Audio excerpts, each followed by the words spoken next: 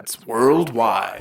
The first word in family management, family budgeting, insurance, bills, food, vacations, research and development, homework, emails, phone calls. Last week we tried to do an oil change and ended up with a new car. Security. Doors are locked, windows shut, house alarm is set. Fingerless gloves. Dads Worldwide. Loyal listeners, possibly you.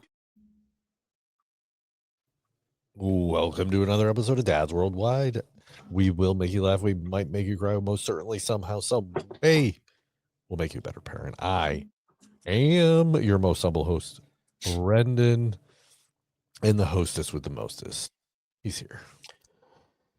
Hit is high, the 17-time Revolutionary Wrestling Podcast champion, non-chill filtered, quadruple distilled, your blend master of ceremonies himself, an international sex kitten, but also burdened with mourning today, Friday, the 27th of March, 2026. Yeah, I'm in mourning.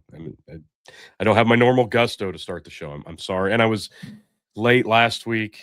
So it's a double dose of just feeling down. Why are you down, buddy? What are you mourning? Well, as you may know, I got way too invested, as I knew better, into the Nebraska basketball team, and the season came to an end yesterday, unfortunately, in the Sweet 16. So, yeah. At least it wasn't to a bitter rival. Right. Oh, wait. Oh. So, yeah. So I just want to get this out of the way, like right out the gate, so we can move on and move past it. This was the funniest part about this. Like, when they announced the matchups. Okay, first off, I mentioned this already. Nebraska has never won. They're 0-7, have never won a NCAA March Madness tournament game. They've made it 7 times, had not won a single game. This year, they get a high-rated seed. They get Troy, handle Troy with ease. They go to the next round, and they get Vanderbilt, who's very good, but we're better. But it was horrible officiating. One of the best games I've ever seen, though. Like, we couldn't do anything to not draw foul. Just a game-beating, buzzer-beater missed shot by Vanderbilt on the last-ditch half-court shot. Like, one of the greatest games I've ever seen. And we move on to the next round.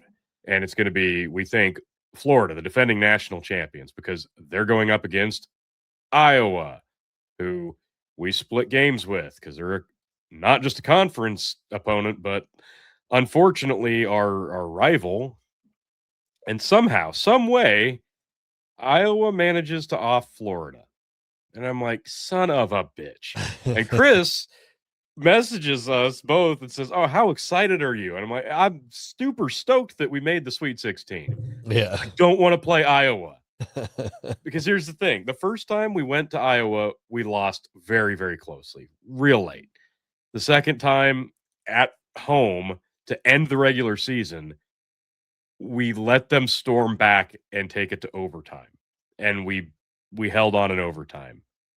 And I knew it, exactly what happened in this game is exactly what I told you and Chris was going to fucking happen. Yeah. We're going to hang around. They're going to hang around. They're going to storm back late. We're going to try to shoot threes. We're going to miss threes. They'll start sinking them late. And that's exactly what happened. And even more embarrassingly, like with under 2 minutes to go, is the first time they take the lead in an entire game. And at one point, under a minute to go, I think we had 4 guys on the court, and that was it. And nobody caught it. And they get an easy layup off of this. Like, confusion set in. They got desperate. It just, everything fell apart. A sure shot 3 players missing threes. Like, it was the perfect storm of, no, you can't have nice things. And not only can you not have nice things, we're going to make you bullied because of it. Iowa is, without a shadow of a doubt, one of the worst fan bases I've ever encountered. This is not a rival we wanted when we left the Big 12 for the Big 10. Like, we didn't desire a rivalry with Iowa. Iowa has always hated us. always, even when we were not conference opponents. They're just miserable towards us. It's not like oh yeah, that deep-seated rivalry, but there's respect. There's no respect here. There's just none. And it's not like I'm like, oh, I can't wait to play. I don't want to play them anymore. I don't, because for the most part, they are below average in almost all sports. Basketball include, of course, the year we're good at basketball. They're also pretty damn good at basketball, obviously. Yeah.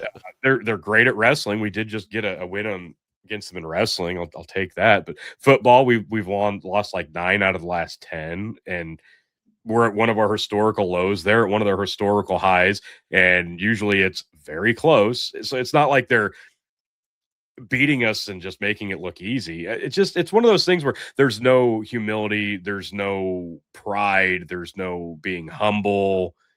It's just, they're miserable. And to prove that point, I literally opened up TikTok a while ago today.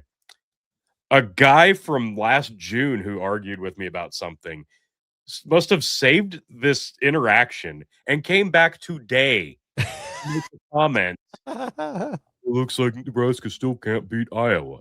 This is the level of petty they are. Yeah. We are their existence. Like it is honestly borderline pathetic how much they think about us. We're a dumpster fire in a lot of areas, and they still can't keep us out their fucking mouth. Like we are all they have, and it's honestly pathetic at this point. And it's like a stranger. Like, it's not like he's your buddy. Like, if it's my buddy, every Some year, random dude. yeah, every year the Patriots play the Bills. Well, one of my buddies is a Bills fan, and guess what? Like, I mean, he lives across the country. I hardly ever talk to him, even though super nice guy. When we lived near each other, we would hang out, talk all the time.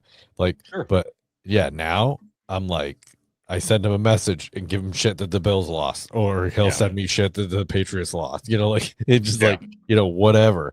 But yeah, like a year later, someone that you don't know and the random argument with to bring that back. I was so flabbergasted. I couldn't believe it. Like, that's awesome. Oh, it's amazing. But like, that's a level of commitment I don't have. It is. Well, but that's what I mean. Like, but that's their whole fan base. Yeah. And it's like, I don't even hate them because, oh, we lose to them all the time. At this point, it's just, I hate their fan base because they're just not good people. I'm sorry if we have fans in Iowa. I will get off this shit in a moment. I promise. And you can go back to cursing me out because our football team sucks. It is what it is. And I get it, but man alive. They act like they've been there every year, and they've never been there in most sports. It's this undeserved sense of entitlement. And when there's no reason to talk about us, they talk about us. They say we bring up the past. They literally talk about our dominance in the 90s more than we do at this point, and then accuse us of doing it. It's just so awkward. It's very unpleasant. So yeah, that's my rant. It's out of the way. It's done. I apologize. And no, but that was the other thing. Like, the greatest season in Nebraska basketball history. And instead of losing a close one to defending national champion Florida, we had to lose in embarrassing fashion in a meltdown at the very end to the rival that we didn't want to play again. Yeah. So yeah, it's you can't have a nice thing without a big asterisk or a stain on it. Like, it's like Monica Lewinsky's, blue dress, like, great dress, but that stain, that's not coming out. You can barely even see it, but everyone knows. Everyone knows. Mm-hmm. So I'm sipping on Wild Turkey 12-year, one of the finest bourbons you could ever have. I poured a nice big dram, and now there's not a lot left, so it's going back in the box, and I will go to something more modest after this one. Wild Turkey makes some good stuff, man. Oh, it's people don't realize I recommend the rare breed all the time. Yes. Because people are like, oh, I'm just looking for something, like something not too expensive. But I'm like, rare breed's where it's at. Yeah, $45 to $60 a bottle, and you're getting some high quality stuff. Yeah, New Hampshire, I think it's about $50, and it's not for the faint of heart either. It's over. So you're getting some spice to it. Yeah, anything from the Russell's Distillery. I've yet to have a bad offering from Russell's. And if you like rye, God, they make some great ryes too. There's a rare breed rye. There's a Wild Turkey 101 rye. There's Russell's 6-year rye. There's Russell's Special Reserve rye. And obviously bourbon adjacents of all those offerings too. But I've also got Phil and Chicken got it for me, a Wild Turkey 8-year, but it's the 70th. What is it? I gotta find it. This thing's awesome. I haven't opened it, obviously. I don't know if I ever will because it's different than the actual Wild Turkey 8-year that just came back out. But this is it's like a really nice, hard to find. Yeah, it's the 70th anniversary release of Wild Turkey 8-year. So I don't know if I'll ever open it, honestly. It's just because I know once I do, it's gonna be gone. But speaking of bourbon, I guess obviously I scored some. Goodness. Yeah, I got a good one. Taylor. God, Colonel E.H. Taylor Barrel Proof, and this one is. I gotta look at it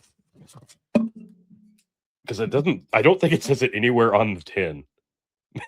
Honestly, really? You have to. Yeah, because it's different every time. Barrel proof, uncut, unfiltered. 63.65 ABV. Oh my God. 27.3 proof. Whoa. I knew it was going to be hot, and that's why I was trying to decide between this and the small batch. No, because I've got a small batch. And now I can drink it.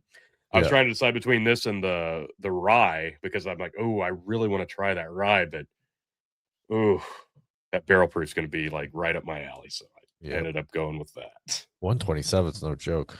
It's going to be amazing. Yep. Yeah. Anybody who likes Bookers, it's in that territory. So yeah. I don't think it'll be good. I haven't had Bookers yet. Really? Good stuff. I've had lots of Bookers. It's one of those that's you get like 3 batches a year. It's about $100 to $120 a bottle, and it's hot. Like minimum 123 proof. Minimum, usually. I had one that was 129. Whoa. It was basically like gasoline, but God, it was so good. Well, the Stag, the George Stag I got was that was, I think that was 137. I was gonna say Stag's usually really heavy. Yeah, but yeah, Booker's is usually on the shelf. Yeah, because they release several batches a year, so it's available throughout the year. There's not going to be a lot, and you're going to spend it, but you don't have to go out of your way to like find it. If you see it and you got the scratch to just blow, it's a great pickup. It's hot. It's one to pour on ice if you like bourbon on ice. Yeah, I don't mind the hot ones. I like it on ice, so that does it for me. That's a good one though. Yeah. And each batch is usually pretty. There's a nice common theme to them, but they do taste different. So you get a good variety with it. It's an inconsistent whiskey. Maybe in the holidays I'll think about it, but that's a little rich for my blood to be spending. It's not one you're going to pick up every time they release one. Yeah. Yeah. I had like 3 bottles. I had like 4 sitting here. I had 2 of my own, and I think I had 2 of Phil's just sitting on the shelf. I'm like, oof, I could really do some damage to myself if I wanted to. Okay. I've got notes of stuff that I wanted to talk about last week that we couldn't get to. And all right. So I just a couple little things I want to just knock out of the way. All right. Cute thing with Taven. We stopped at McDonald's last weekend, I think. And he's like, we're all sitting there eating, and he's like asking me a million questions or like just blathering. It won't eat, won't let anybody eat. Like Lindsay's trying to talk to me, interrupting, like doing his normal Taven wants my attention thing. And he could tell I was getting annoyed by it. Because at one point he just says, after a silence of about 5 seconds, I'm going to hate, I'll hate being an adult because I'm going to have to deal with stuff like this. I'm like, stuff like what? Oh, just my kids interrupting me like I'm doing to you. Like, oh, so at least you're self-aware. That's awful nice. And then you poured ketchup in his lap. Yeah, no, then I smeared his face into the fries, and we all learned. I laughed. With our fingers. So, Jarek, on the other hand, here a couple weeks ago, I don't know if I mentioned this in the show. he got in trouble. I guess text or email somebody, the teacher did to Lindsay. Well, Jarek did something at school. And, well, what did he do? So him and some other kid they had a book and they were covering up parts of the words on the book. And it was a book by Charles Dickens. So he covered up the ENS so it would say Dick. And I'm like, yeah. All right. Okay. That's my boy, but Yeah. you don't let the teacher see that. But like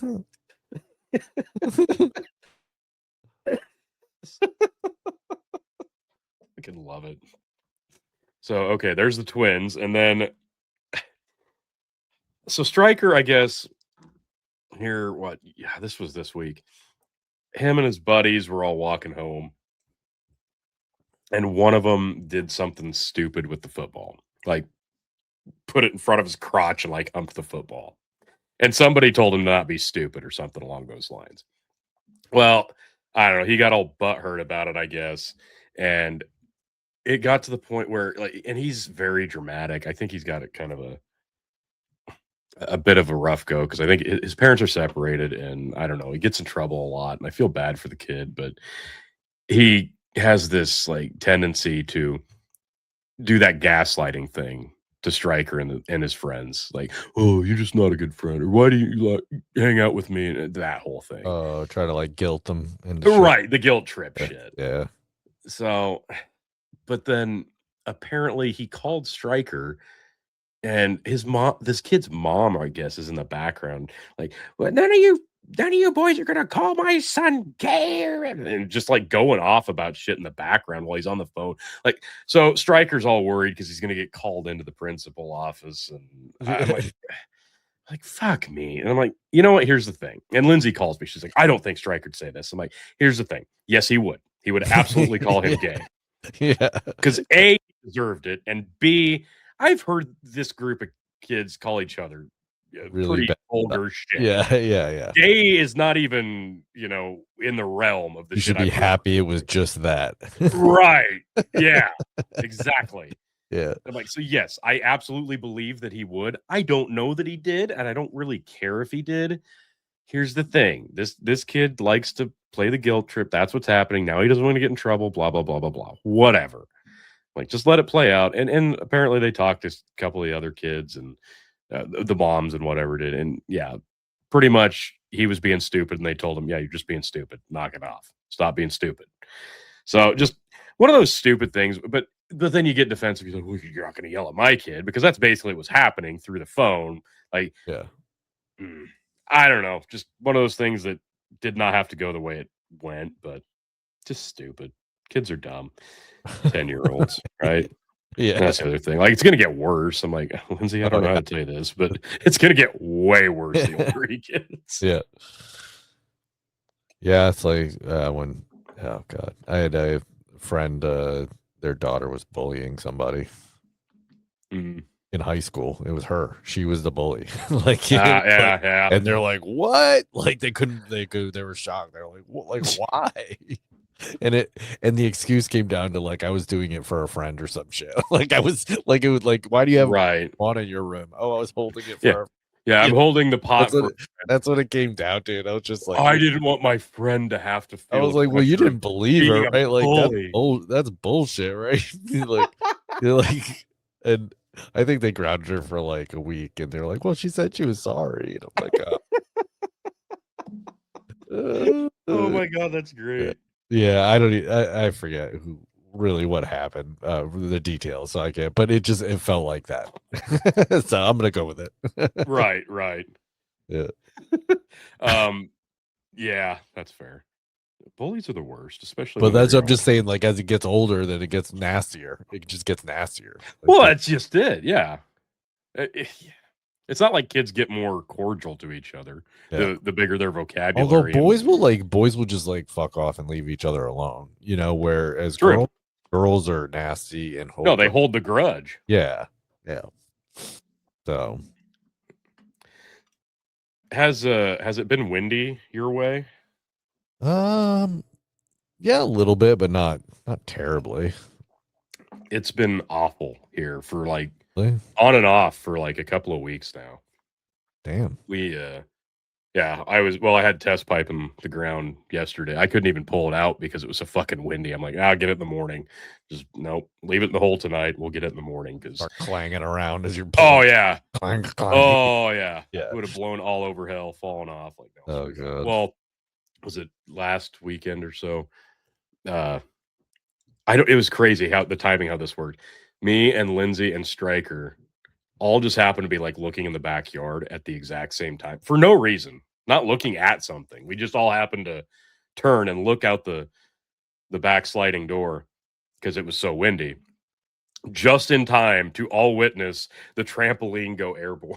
Oh, no. The fucking trampoline shoots up like lifts up like a helicopter and then does this 360 flip thing and just goes out of sight. Like, oh, shit.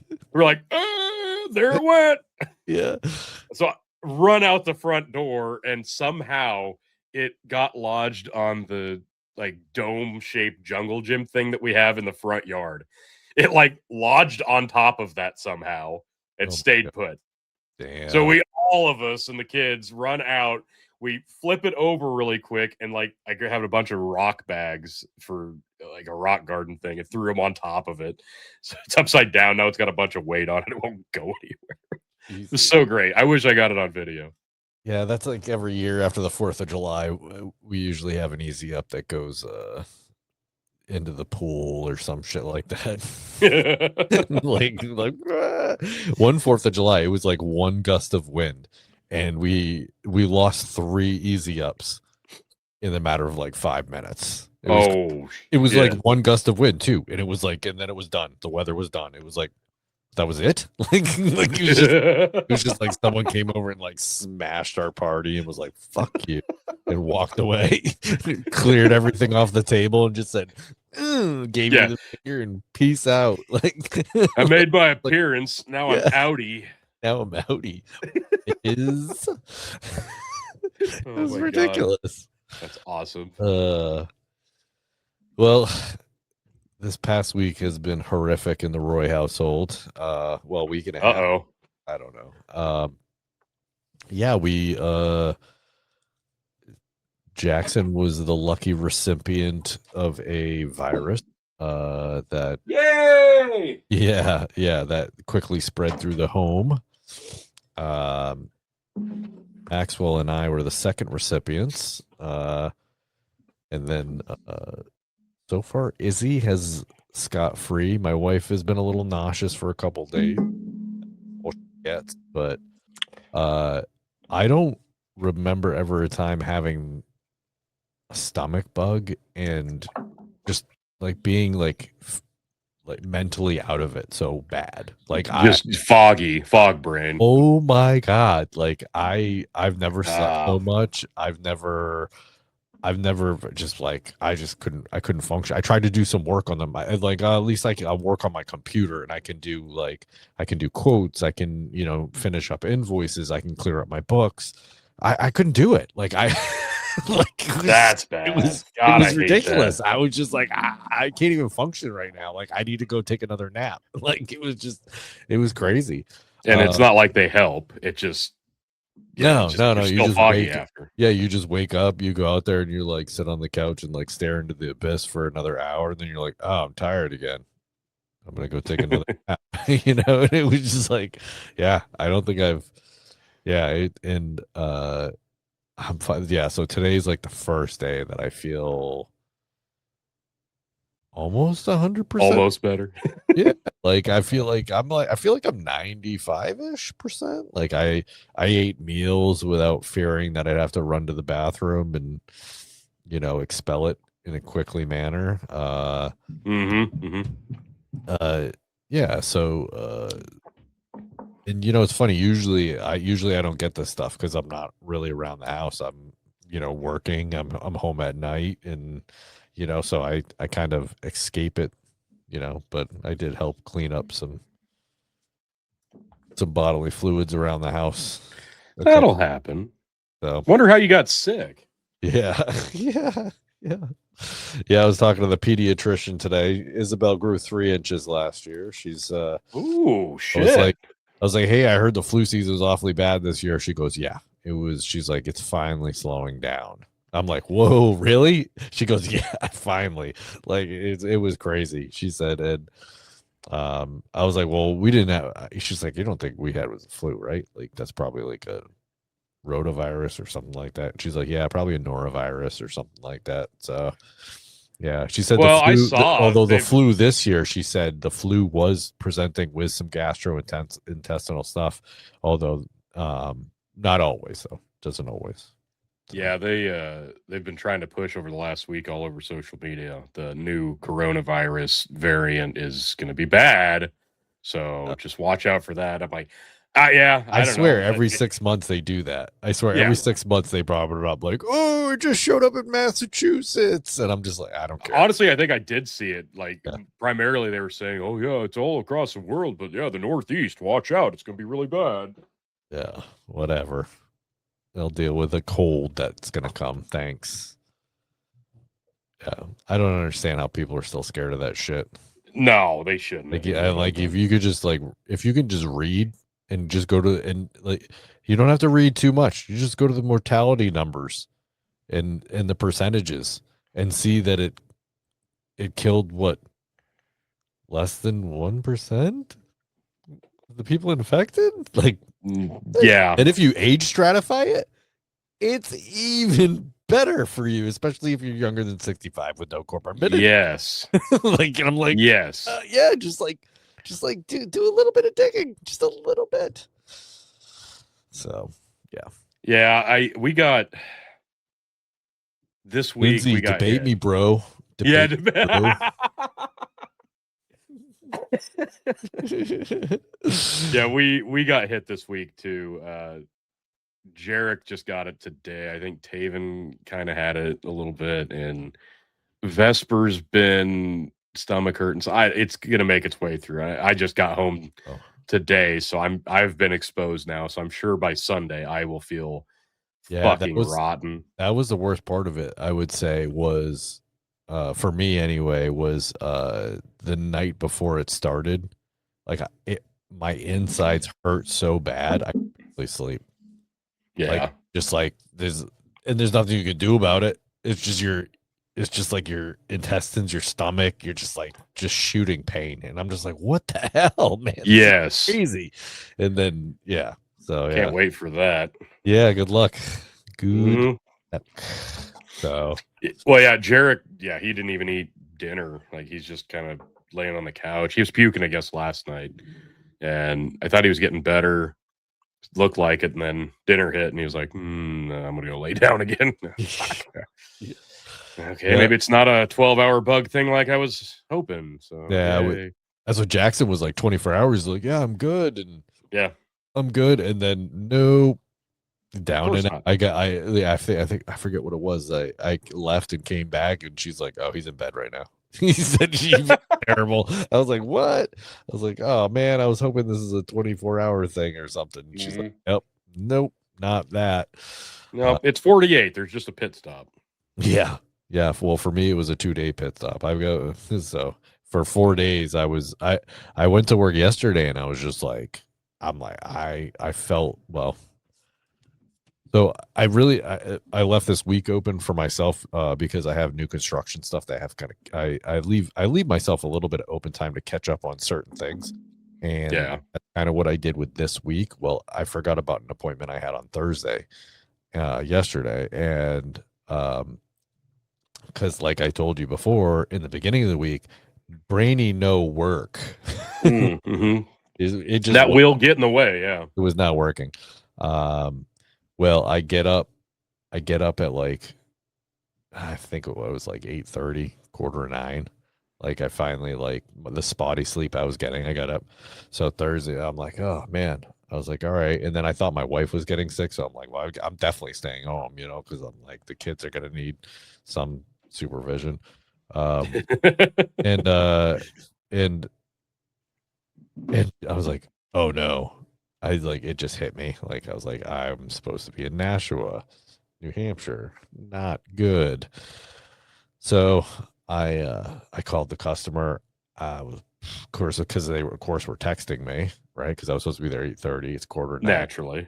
9 o'clock, and I'm like, called up. I'm like, dude. I was like, man. I didn't say dude. I said, I said, I am so sorry. I said, I have been sick the last 3 days, so sick that I'm like, my brain just not working. So I am so sorry. I was like, I'm gonna leave the house in like 15, 20 minutes, and I will get down there. Is if someone can meet me, fine. Uh, he's like, yeah, man, don't worry about it. He was really cool about it. I mean, he didn't have to meet me with someone else, so I guess he didn't really care. So, Right.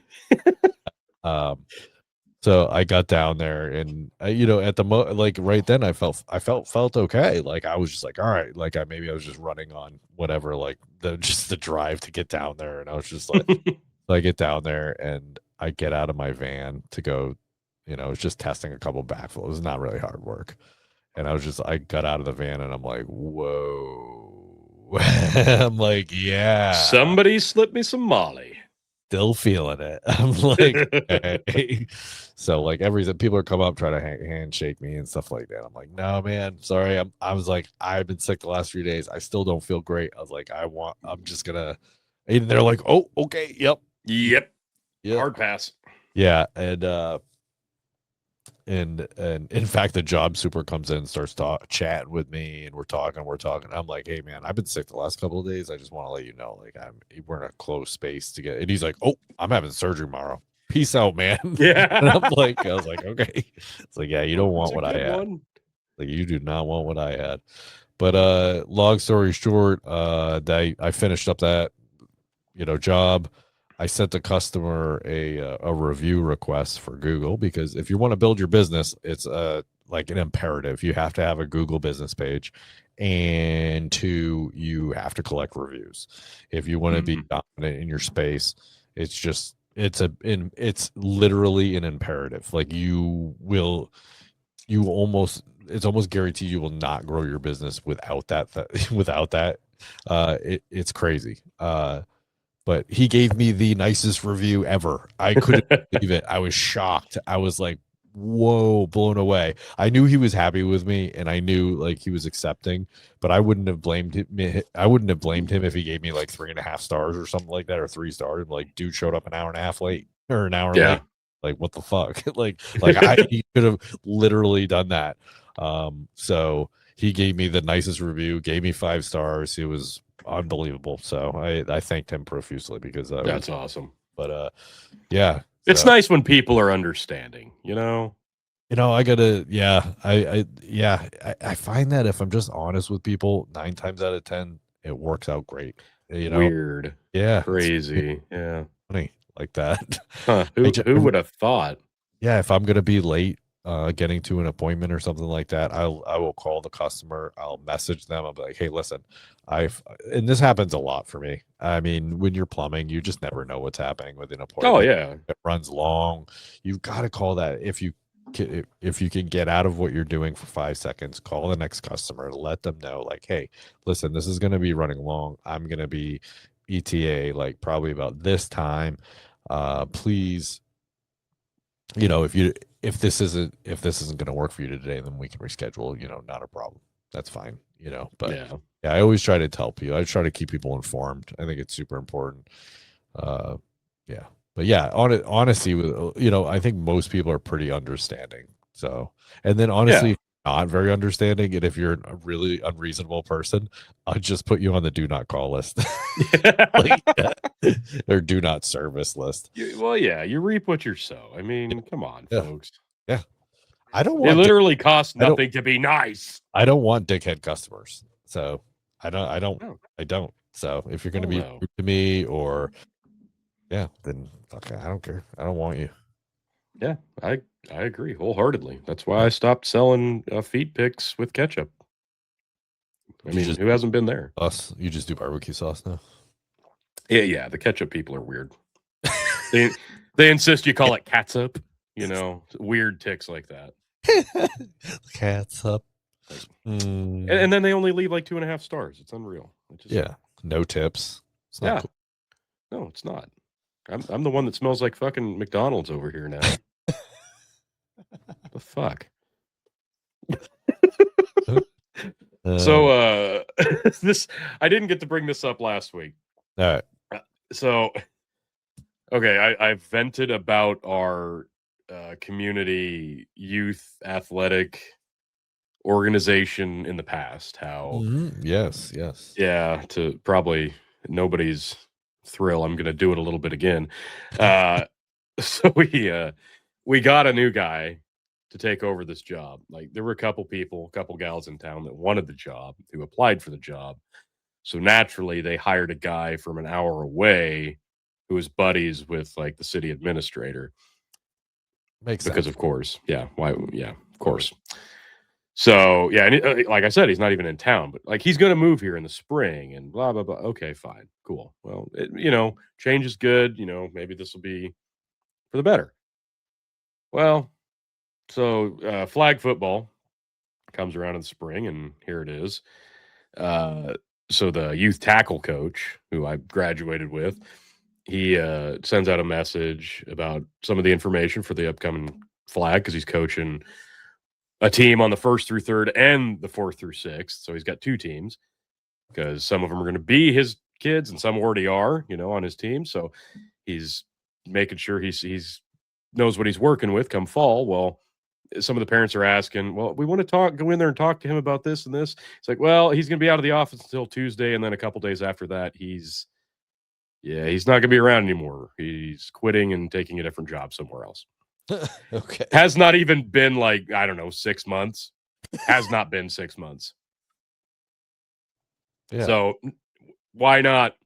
So yeah, we're finishing up basketball season around this time and coming into flag football and baseball's coming up. Like, yeah, this is perfect timing. I mean, obviously, yeah, and wrestling's going on, which thankfully that's all through the school, so that didn't get affected. But yeah, just like really, go fucking figure. Well, so unfortunately, one of the coaches said, well, he's not going to be able to do it this year because his son was going to be on a traveling baseball team in another town. So he's going to be pretty tied up with that. He's not going to be able to coach the flag football team. So like, well, shit. What is that going to mean? Because they messaged, said, hey, we've got enough kids. We're going to split it up into 2 teams. Means more playing time. This will be good for him, blah, blah, blah. But we don't have a coach. And Stryker was telling me, oh, you need to be a coach. You need to be a coach. I'm like, I've never been a coach. I wouldn't know I can't do that. I wouldn't know what to do. So they found a couple of people. It'd be the parents of one of Stryker's buddies. They stepped up. So they all had this meeting, like players, parents, and coach meeting, just to kind of go over everything, explain some of the rules and all that. Well, we find out whose teams are on who. Well, Stryker's on their team. So he's like, oh, that's cool. Yeah, no, I'm fine with that. I'm like, you're not disappointed you're not on your tackle coach's team? No, it's fine. Just want to play. Can't wait to play. Yeah. Well, then they find out that, well, who else is helping him coach? Oh, 2 of the other people on the tackle coaching staff. So one team is all the coaches for tackle versus one of the players of Stryker's buddy's parents. So, like, if you know football even remotely well, like, it's not the same. right. It's not really Right. the same. Yeah.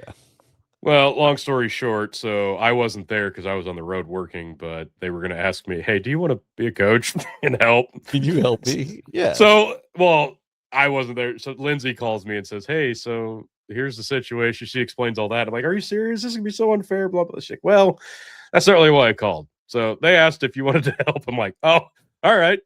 Yeah, fuck it. I'll do it. Whatever. It's fine. I mean, this is the 6 weeks I'm gone all week, but yeah, sure. Why not? I'll figure something out. I'll come home whatever night a week I need to and help coach. So, all right, fine. Screw it. So I'm officially a flag football 4th through 6th grade assistant coach. We had 2 practices because we were supposed to have one tonight. It's too damn windy. And we canceled one already the other day because it's too damn windy. Oh, Jesus.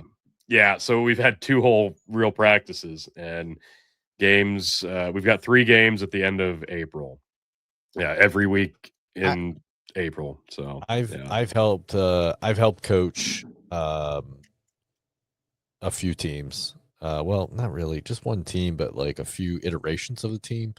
But we, Maxwell's one of Maxwell's teams. The coach, super nice guy. Actually, the guy that I play flag with, Oh yeah. got me to play flag. The one that blew his Achilles out. Ah, We're starting up. pussy. I felt so bad for. I forgot. That's terrible. Oh God!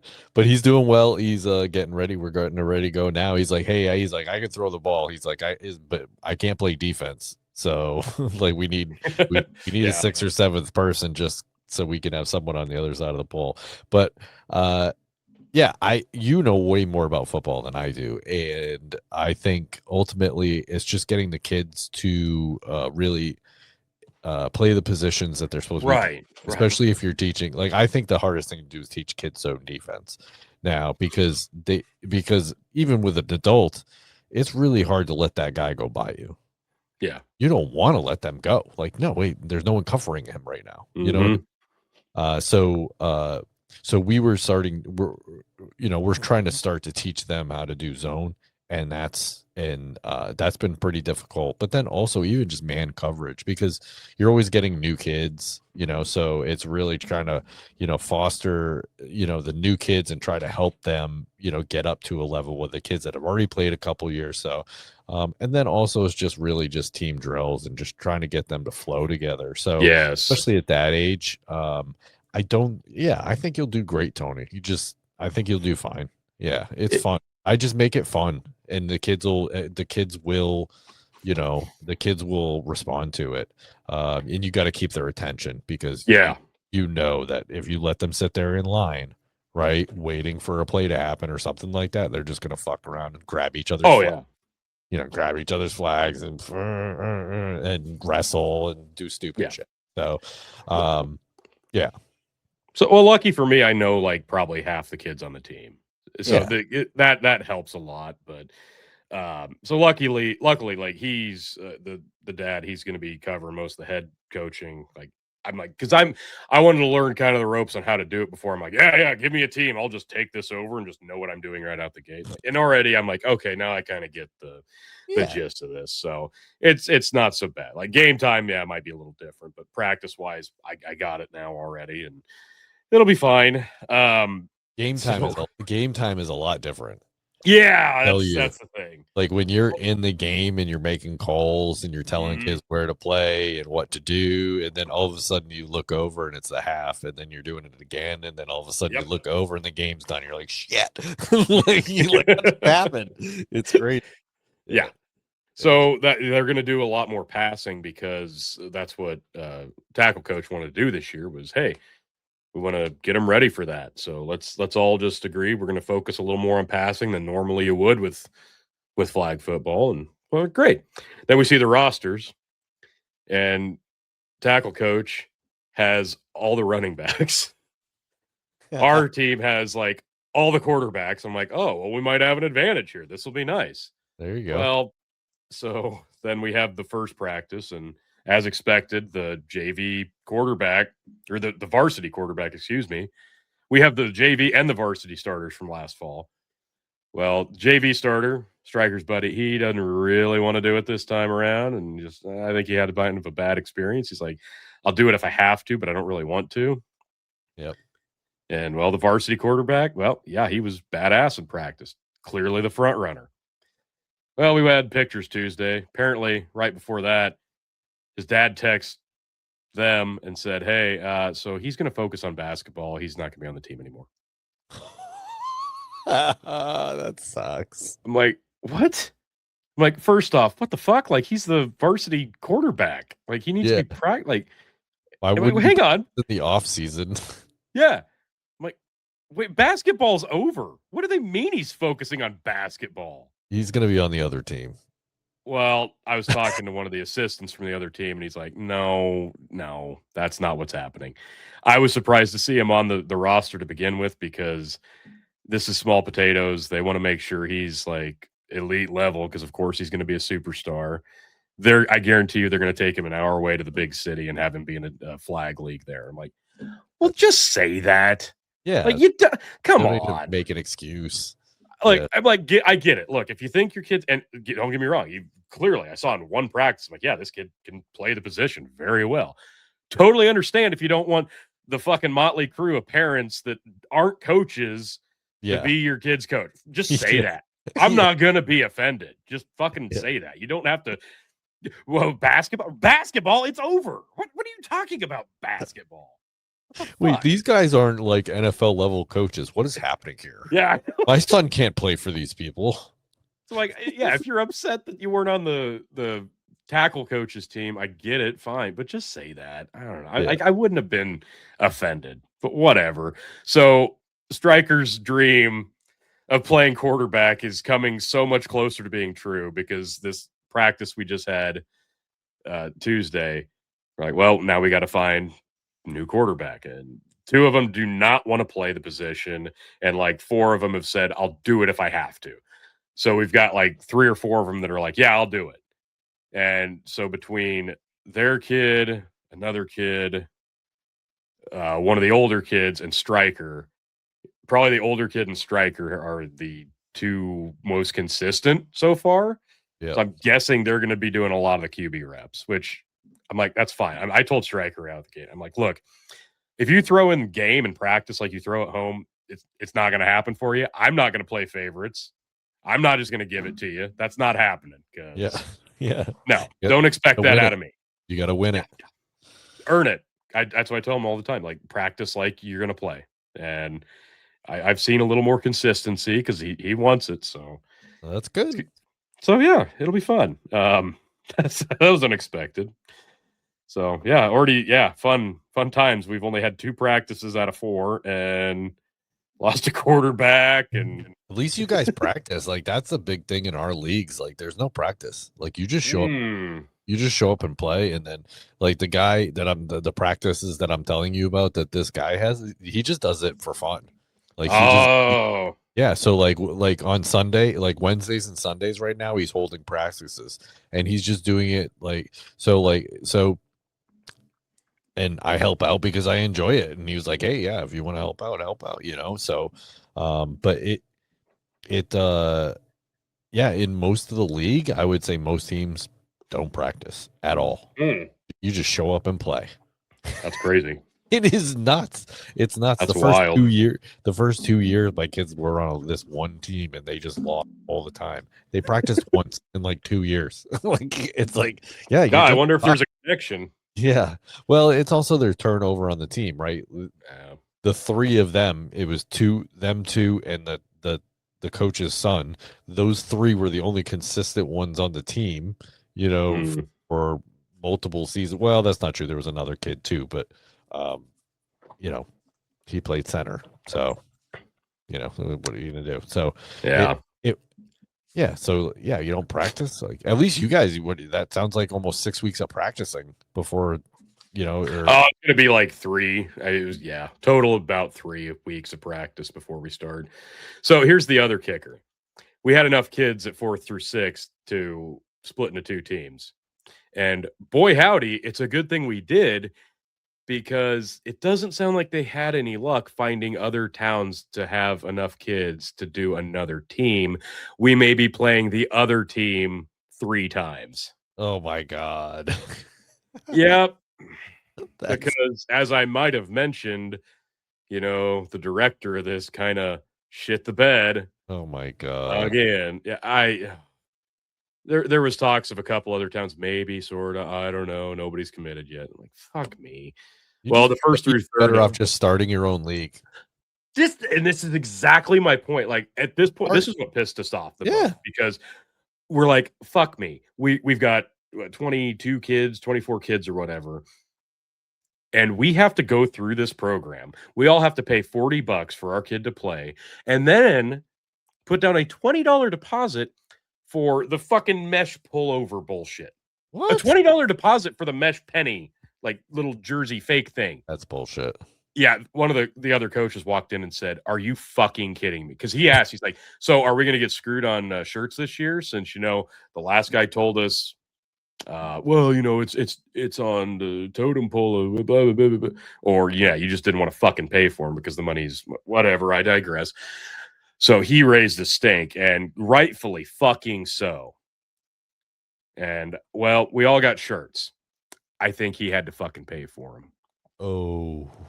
Well, and rightfully so. He put his fucking company's logos on the goddamn sleeves. Like, I would too. Hell yeah. Expense that shit out. Expense that shit out. Yeah. This is the bullshit part, because you look on the back of the shirt, there's like 8 companies in the community on the back of this thing that donate to this program for this exact thing. Yeah, that's what I'm saying. $40 is nothing. $40 to pay for your kid to play. And then you've got all these companies donating money into it for this. Where's the fucking money going? You can't, and we have to pay a deposit for a fucking pullover thing? No. That's bullshit. But yeah, so ours isn't rec league. Ours is at a private arena, dome, and it's $165 for 6 weeks. 6 games. 7 games technically, I think, with preseason. Damn. So 7 weeks of football. And it's $165. If you don't have a shirt, it's $185. Oh shit! yeah, it's crazy. That's serious. How are you not practicing for something that serious, dude? It's ridiculous. It's crazy. Yeah, it's insane.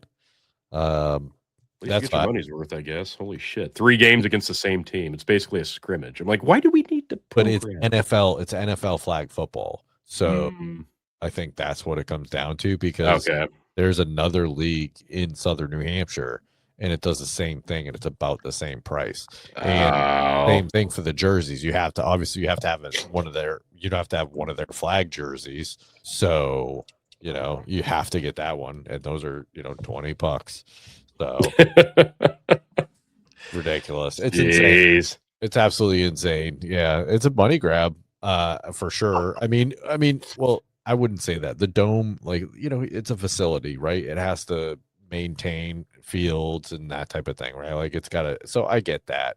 But like the outdoor one, what is that guy maintaining? Oh, yeah, no shit. He's paying refs, and it's a school. He has it at a school. Like, so they're probably doing the landscaping for him. So like, what the fuck is he doing? So I don't know. I'm not giving, I don't want to give him shit, because I enjoy the league and I plan on playing in the fall, but right. Yeah, sure. Absolutely. And the chances of him actually listening to this are probably slim and none, but yeah, I don't know. It's the principal thing at this point. But either way, like, even if you didn't do an NFL flag football league, like, how hard is that to set up? It can't be that hard, right? Put out. That was my thought. Throw some, and then get some teams going, and then if nothing else, get a couple tournaments every other week or something like that going. I'm like, it can't be that difficult. It really can't. I'm like, well, yeah, Lindsay was talking to somebody in the clinic at work the other day from a neighboring town, and they're like, "Oh, you guys have it in Geneva?" She's like, "Yes," and we've been trying to get other towns interested again because we don't have anybody to play. They're like, "Oh, well, we go 40 minutes that way, and another town next to us goes another 30 minutes that way to play in this other league. This would be so much more convenient." Weird. Wonder if somebody would network, we might be able to do something like, fuck's sake. And that's my thing. I'm like, what are we paying for? Yeah. Nobody's organizing this. The only thing they did was say, hey, it's spring. Give us money so your kid can do this. Here's the kids, and we split them up like this. And that was literally the end of their fucking involvement. That's crazy. So well, we got a new person in. It was one of the people that applied for it. I think she's going to do very well. Yeah. So she almost told the guy to stick it, which I wouldn't have fucking blamed her if she did, because she got passed over the first time for somebody who clearly didn't want it. But whatever. So I qualified. I don't know. He probably would have been fine, but it maybe just felt like, shit, there's a lot of politics and drama here. And if anybody listening to this watched Phil and I's live stream from the other night, you can see how much local small town Nebraska politics, it turns pretty nasty pretty quick, and yeah, good stuff. So yeah, anyway, this will be fun. I asked one of the other coaches who's got kids on the first and third and fourth through six, I'm like, are these games going to overlap? Are we fucked? He's like, I think, amongst all of us, we can pretty much tell them when we want to play at this point. I'm like, thank you. I agree. Because I'm going to be pissed if I have to miss the Twins game while I'm coaching this. Like, fuck that. There's no reason. So yeah, that would suck. Yeah, my brother is doing that. Like most of his kids play soccer, and so he's like running around, and then when baseball and soccer are like colliding, and it's like, or baseball and other baseball, so he's always trying to I don't think soccer and baseball are at the same time, are they? Baseball ends about the time soccer's going to gear up. I feel like they were colliding at one point, but I don't know. But not like fucking wrestling and basketball. I found out. Jesus, that's a nightmare. Yeah. Holy shit. That sport sucks ass. Hey, we got a voicemail. Yay! I'm excited. I've been waiting for this. All right, here we go. Let's set this up here. Where are you? There you are. All right, here we go. Only one new one. Not like last week. I mean, people, if you did not listen to last week, it was hot. Last week fried my brain. I don't even remember half the episode. Yeah, it's true.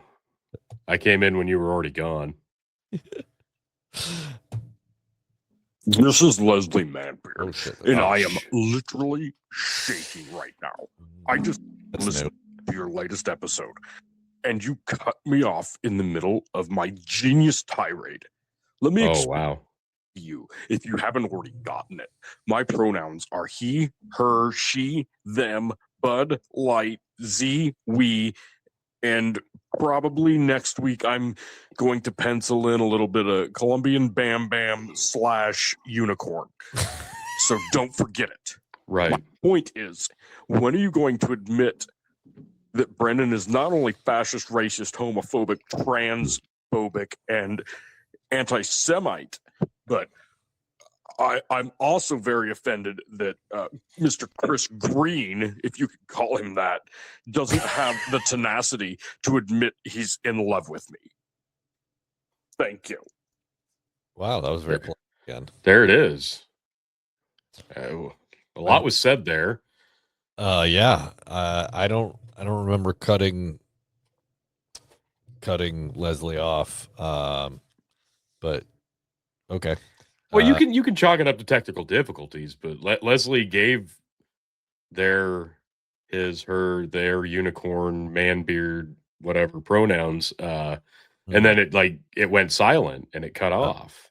Interesting. So I don't know if it was a problem on Leslie's end or our end, but we didn't get the full voicemail, so they're very upset. But you have yet to admit to all those things, and obviously Chris isn't here. I mean, I know that we don't need him here to probably verify he does, in fact, have a massive crush on Leslie, but I know I've felt that way for a while. I'm just glad that Leslie understands it. They, he, them is pretty well aware of Chris's crush. Reason Leslie is here, I think. I mean, yeah, obviously Leslie followed Chris to Dad's Worldwide. Yeah, and of course he's happy about it. Of course. Well, of course, he's got a massive crush on Leslie. Now, I'm glad to hear that it might be mutual. So I guess, when Chris is on next, he'll have to respond. Maybe we can play matchmaker here, and that would be great. I think maybe that's the source of Leslie's anger. Just needs a little bit of love, and Chris might be just the guy to do it. You just need to tell Leslie that there's a whole bunch of ICE agents in Dallas, and that's a good point. Maybe surprise Chris. Man, I never thought of that. That is a solid plan right there. Maybe better cut this part out so Chris doesn't hear it. I'd hate to spoil the surprise. What What a movie-esque, just picture perfect love story that would be. Leslie's down there protesting ICE. Yeah, Chris running into Unicorn's arms. Yeah, Chris, walking down the sidewalk eating conveyor belt sushi. Yep. They lock eyes and just sparks, fireworks go off. He, they, them, their unicorn farts carries Chris off in their arms, and I'd watch that Hallmark movie. I feel like the robot would be carrying both of them down the street.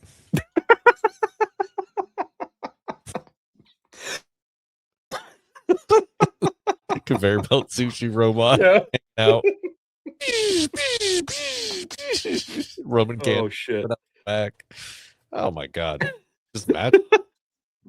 It could be a beautiful thing. I'm excited. Do you know what an axolotl is? Axolotl? I feel like I do. So okay. Someone just mentioned this to me. Really? Yes. Okay. Here. This is what it is. I just shared it. All right. Did you do it on Facebook? I don't have it open. No, it's on my tab. Oh, okay. Yeah. This is an axolotl. Yeah. Someone made so Maxwell made a cardboard at the end of the ski season. What they do is they make cardboard sleds, and a bunch of like the ski teams and then employees and then just random people will make cardboard sleds and they race them down the mountain. Oh. Okay. Yeah. What the fuck does that have to do with this thing? Someone made one of these things. So you design your sled to do different things. Like someone had the bandit. Okay. Smokey and the bandit. They also someone else did the mystery machine. So someone did it. Someone did one of these little things, and they were like, "Oh, that's an axolotl," and I'm like, "I don't know what that is," and they're like, "Oh, it's this." I'm like, "Oh, okay." Yeah, it's this fucking LSD monster, fucking looking thing. Like, there it is. Is it a fish? Is it a reptile? It's an amphibian. I'll tell you that. I don't. This is it though, and for whatever fucking reason, my kids are obsessed with this thing now. Okay. I don't know. I have no words to explain to you why or how. It must pop up on YouTube a lot. This thing. It's tiny. It's freshwater. So that same day we were in McDonald's and Taven's like, "Man, I must annoy the fuck out of you," or whatever he said. They were literally all four of them just hounding me relentlessly. Just bullying me at this point. Buy us an axolotl. And I'm like, I am not doing that because this fucking thing looks expensive as hell.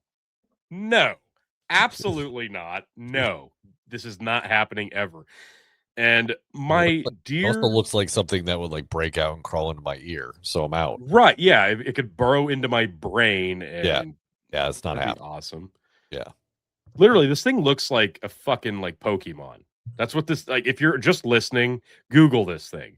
It looks like an adorable Pokemon monster. Like, I don't know how to explain it. It's a fish lizard. Yeah, it's kind of cute. Yeah, it's cool looking. Not gonna lie.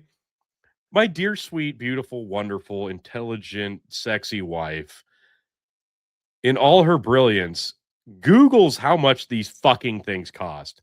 Oh my god, they're very inexpensive, Brendan. They're like maybe up to $50. Maybe they're like $30 to $50. So as soon as she says that, they all immediately get super excited about, and at this point, I'm looking at her like, I could probably slap you in this McDonald's, and I think if I explain myself, everybody would understand why. I'm not going to do it, but I'm just saying I could. I would be let go eventually, and I would be justified. The cops would take the cuffs off me and be like, "Sir, we're sorry. We're sorry she did that to you." Yeah. Do you need counseling? We will provide it. Here's what my answer would be to them. I just got you 2 dogs. That was my answer. I said Yes. a year ago, we just got you not 1, but 2 fucking dogs. We have 3 dogs now. And not to mention the 20 cats that we had at one point that mysteriously lots of them went away, whatever. But like, fuck no, I'm not doing this. I'm like, here's the thing. We had a salamander. Guess what? It fucking died. And you know who took care of it? This guy. You know what? We just flushed the last fish like 7 months ago. We bought like 12. The one hung out for like 9 months. It finally died. Guess who took care of those fish and cleaned the tank? This fucking guy. So I said, no, we're not getting an axolotl because I don't care that it's only like $30. And I said, okay, Lindsay, what kind of things do you need to care for this son of a bitch? Because here's the thing. When I was taking care of the salamander that my wonderful brother-in-law gave to Stryker on a birthday at random one year. Your brother-in-law is really good at giving animals just the best gifts. He just really he's responsible for like 40 fucking cats. I mean, I owe him a nut tap. But yeah, the year he got the salamander, I'm like, so what do I got to do to take care of this stupid thing? I mean, he fished it out of his pond, right? It was free for him. Jesus. Well, what did I had to go to fucking Lincoln, which is an hour away, and buy live crickets because I got tired of trying to chase them in my house. I had to go buy a bunch of live crickets because turns out they won't eat the dead ones. So I drove an hour away to a fucking PetSmart. Not only did I have to buy the live crickets, I had to buy a cricket cage. I had to buy cricket food. Like, fuck. You had to feed the crickets? So for a free salamander. And then the fucking salamander finally died. So that was done. Then the fish, and the fish tank sucks to clean because they stink after a day. Whatever. You're so nice, man. I'd probably let that. If I were taking care of that thing, I'd be telling kids, I'd be like, listen, I ain't taking care of the son bitch anymore. It's gonna go in the yard if you're not gonna like it. Like, I'm just gonna let him go. Right. I'm done. Like, right. And this was my point. This is why we aren't getting the kids any pets. I would love to have a dog. Maxwell wants a dog. He constantly asking for a dog. We're like, no. Like, we know that you're just gonna get bored with the dog, and you're not gonna want to walk the dog. You're not. Yes, exactly. The dog. Not gonna want to pick up the shit. You're not gonna pick up the puke. This is gonna be all mom and dad. That's it. It's mostly mom because I'm away at work. So I was like, So and that was exactly my point. And I said this very loudly in McDonald's as they were hounding me about this. I said, Lindsay, look up what it takes to care for one of these motherfuckers. So no, we can't just use the small fish tank that we had. You got to get like one that's like 3-4 fucking times the size of that. What, for one? Oh yeah, to really thrive, the axolotl's got to have this fucking whatever gallon tank, and you got to make sure that water stays pretty fresh. So you got to have a good filtration system, and the food really wasn't crazy. You could pretty much get it anywhere, and it's pretty inexpensive. No, it's fresh water, luckily. So it wasn't that bad. But I'm like, no, I'm not doing that because here's the thing. I didn't want to clean the fish tank or the salamander tank, and I'm not sure as fuck not cleaning this giant tank. And here's the thing. We didn't have anywhere for the fish tank to go. Where the fuck is this giant tank going to go? What am I going to set it on? I got to buy the tank. I got to buy like a dresser to set this fucker on. I got to buy the food. I got to buy the axolotl. And when am I going to have time to do this? Here's the thing. You little assholes. Did I call them assholes? Maybe. I don't remember. I was in the heat of the moment in McDonald's. But you guys will come home from school and fucking ignore piss and shit all over the floor when you let the pugs out, but not like outside. You let them out of their cage, and then they piss and shit, and you guys just like sit there and ignore the shit until one of us gets home to pick it up. I'm like, no, you clearly can't take care of dogs. Why would I trust that you can take care of this fucking thing? So, end of story. I'm not getting an axolotl, and I swear to God, if one of my family members, my in-laws, buys one of these for me, I will hunt you down in the middle of the night. This is not happening. Like, it's adorable. It's cool. And that's the funny thing. It's like, I'll buy you a Tetra fish. We've got a tank, and they're cheap as shit. They're like a couple of bucks. Yeah, you can put them in a little. You can put them in a little thing. Like, yeah. There you go. They're pretty too. There you go. And like a Tetra, you can't buy 2 of them because they'll fight and they'll kill each other. Yeah. So my that sounds like fun and something we should gamble on. Exactly. I'm like, fuck that. I'll spend $10, get a couple of Tetras, and we could have fun with this. Oh no, we want to get the cute little Pokemon monster fucking thing. No, because now we're talking about hundreds of dollars of investment, and you won't take care of it. So here's what's gonna happen. When I buy this thing, you're gonna look at it for an hour, go, oh, it's cute, it's adorable, I love my axolotl, and then you're gonna forget the thing that fucking exists. Yep. And it's gonna be, oh look, Dad has an axolotl.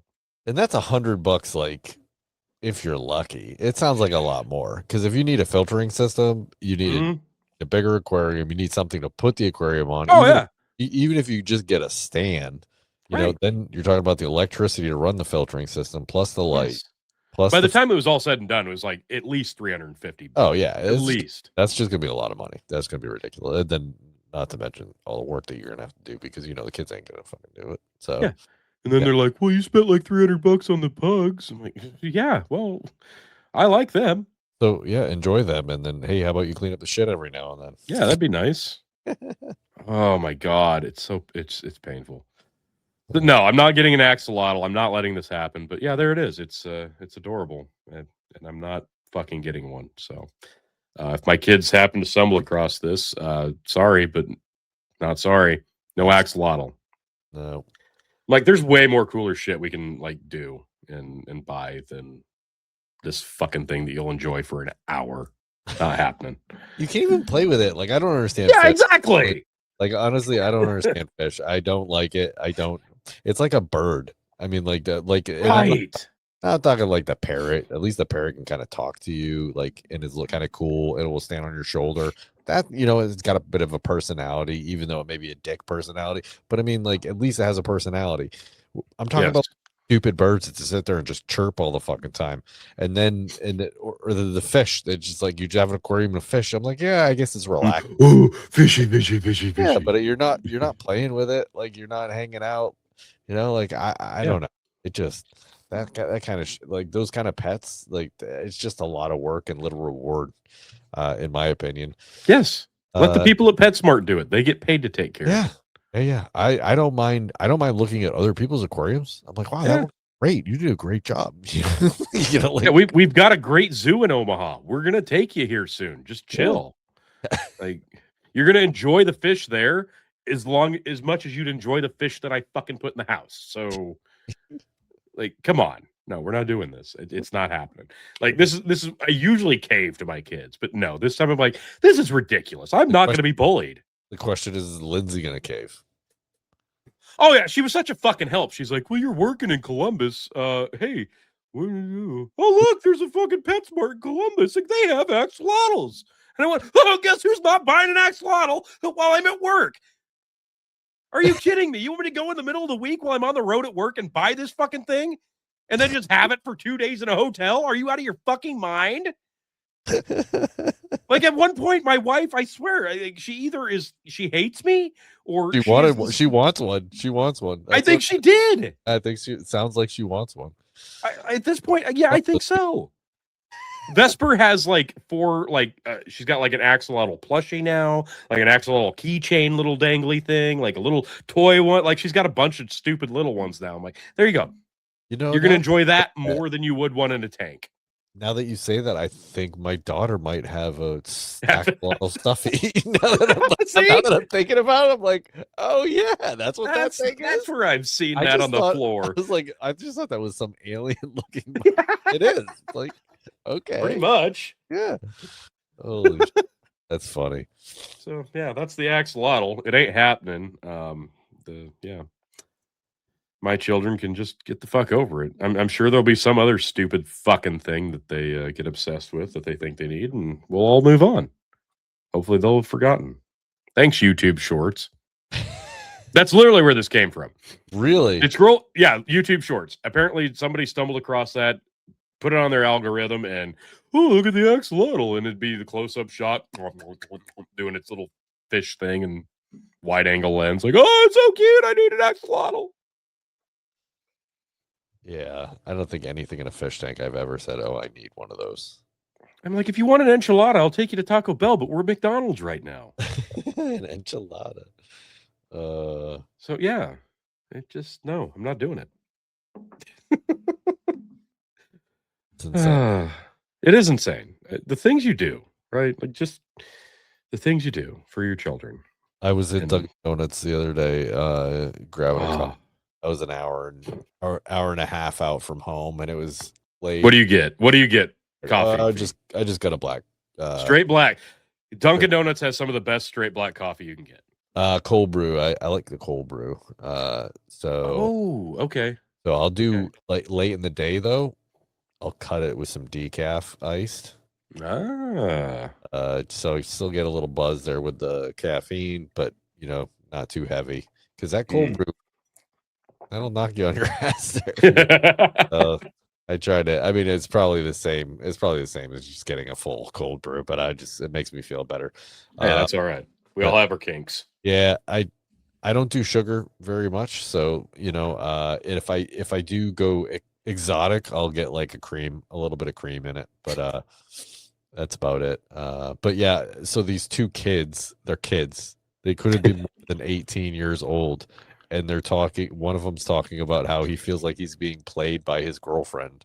He's like, he probably is. He's like, I don't even know what's real anymore, type thing. Oh, fuck, and I'm like, oh man, this kid's in a way of it. He's like, yeah, she's just like, I'm like, hey, are we doing this? Like, are we having this relationship? And I'm trying not to eardrap, but they're talking as if I am not even there.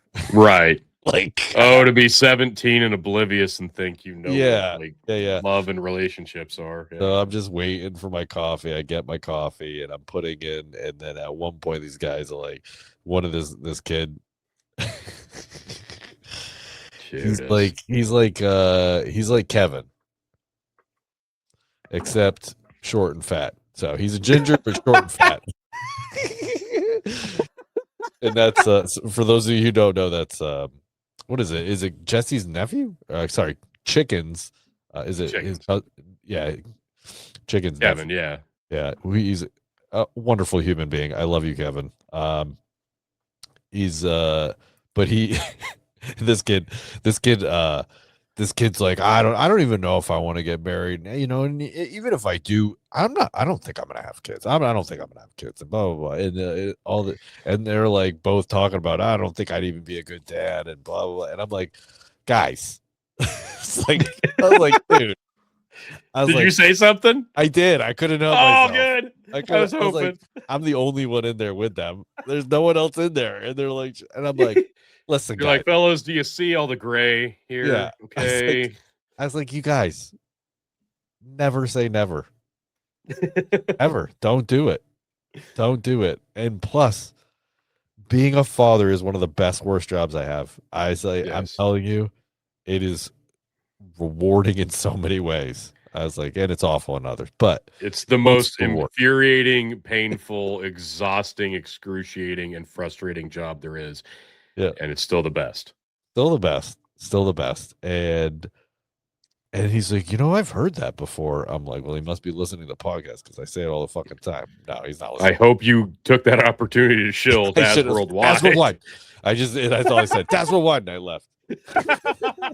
No, I did not. That's www.com. Leave a voicemail. Leave a voicemail. Yeah, I was just like, you never say never, guys. Just you never know what's going to happen in life. I was like, so I didn't want to sit there and preach to them, but I just thought it was really funny the way it just came out of his mouth, and I'm like, what? Why would you say that? Like, I'm like, you're so young. Like, I don't know. But, you're 18, 19. I don't know. He couldn't have been. I don't know. He couldn't have been more. Well, it's amazing. You think the world has started at that point.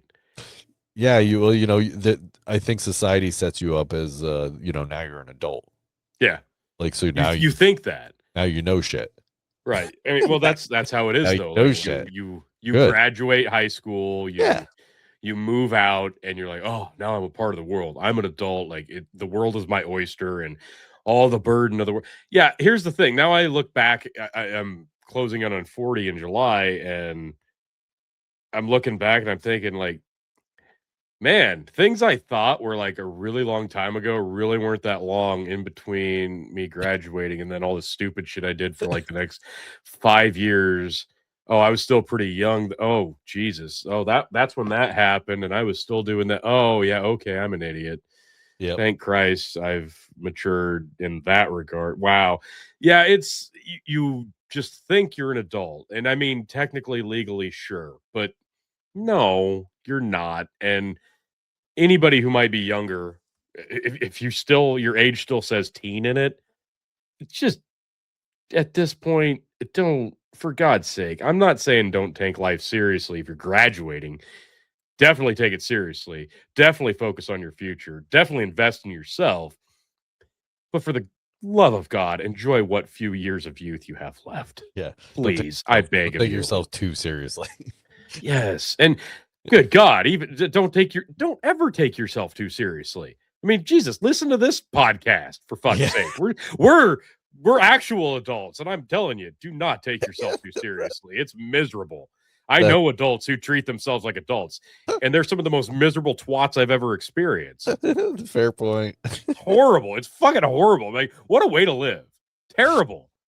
Yeah. I'm talking about men when I say that word. Don't think I'm talking about a woman there. I'm definitely talking about men. I joined a network. Don't be confused, Leslie. Sorry. Yeah. I joined a networking group in for my business to try to grow with referrals and that type of thing.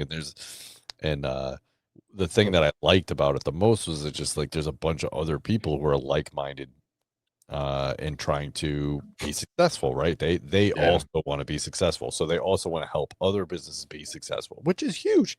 It's amazing. Like it just it's called BNI.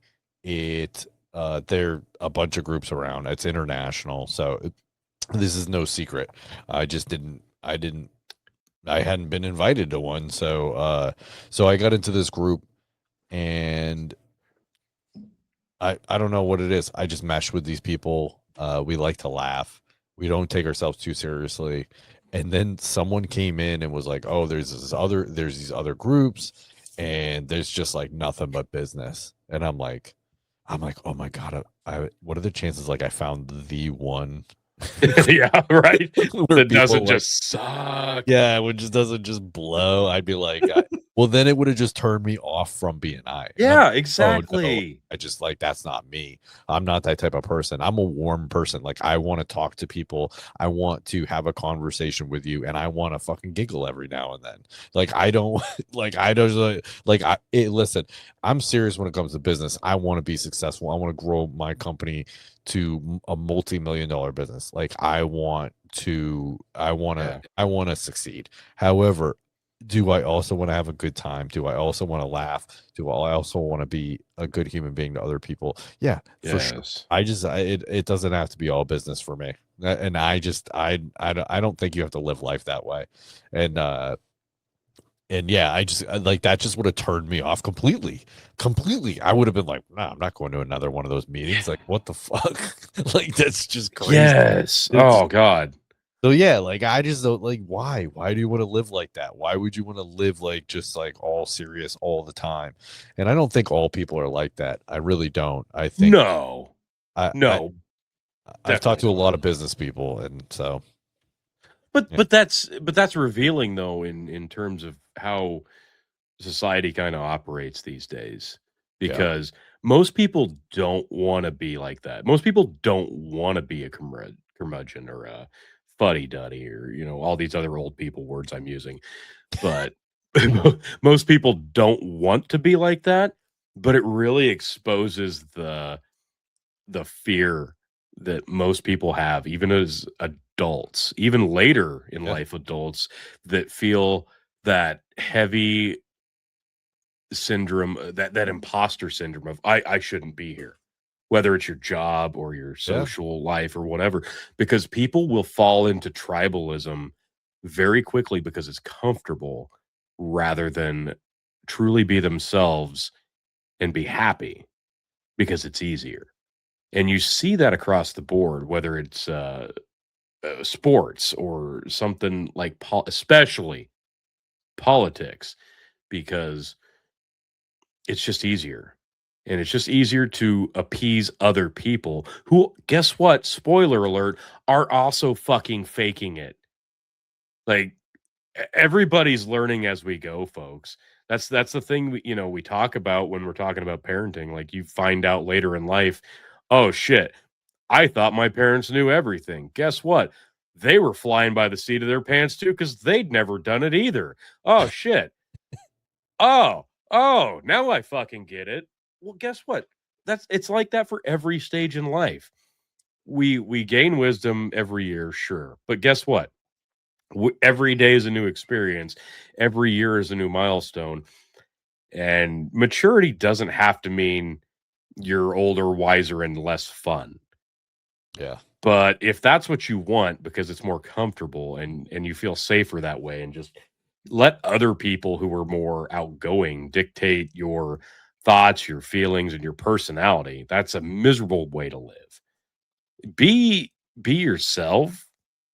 Enjoy yourself. Don't waste moments. And for the love of God, if you're 18 years old and complaining about your relationship in a Dunkin' Donuts on an Idle Tuesday, for fuck's sake, go to a goddamn trampoline park and smoke a doobie. I don't know. Fuck, man. Like, damn. I really wanted to tell him, like, just, hey man, if she doesn't respect you, you gotta respect yourself. You gotta move on. Like, kick her the fuck out. Like, if she's fucking, I'd say, like, at 19 or 20, when I was feeling down, I'd grab a 6-pack and watch Beer Fest. Yeah. Oh yeah. Yeah. Yeah. I don't know, man. I don't like to give relationship advice because it's the worst. Yeah, and everybody's different. Yeah, everyone's like, you don't know if the person you're talking to is not the actual problem. Don't give up on him, honey. Oh shit, he's beating her ass. He's punching you in the face. Oh, maybe I shouldn't have said stick with him. He'll change. Oh. Yeah. So I especially people that I don't know, and then people you do know, I still don't want to. It's almost worse. It's almost worse because then they're like, well, we talked about this. And it's like, okay, like, so he was cheating on me with 10 people. You didn't tell me that part. You didn't ask. Oh, shit, I should have asked. Yeah. But yeah. So I didn't want to get relationship advice, but when they started talking about, well, maybe I don't think I'll have kids. At that point, I don't think it's relationship advice. Yeah. It's definitely wisdom. Not. Definitely, you're imparting wisdom, and you're entitled to that. You have gray in your hair. I am a parent, so I can go. And all my kids are still alive. And they didn't die. Yeah, you didn't. So I feel like I've kept a vulture didn't come and take them away. Yeah, So like I feel like I'm at least 50% the reason that they're still alive today. So I'm just gonna say like 30. Your wife's got to be like 30, 68. Yeah, 80-20 maybe. Yeah, no, I just like. I just hate to because I was there at one point where I'm like, I don't know if I really want to have kids. Like I was always good with kids. Yeah. I was like, I babysat when I was younger. I was always like at the family parties, like I was always wrestling with the younger kids and like keeping them busy, so parents loved me because they didn't have to watch their kids because I would,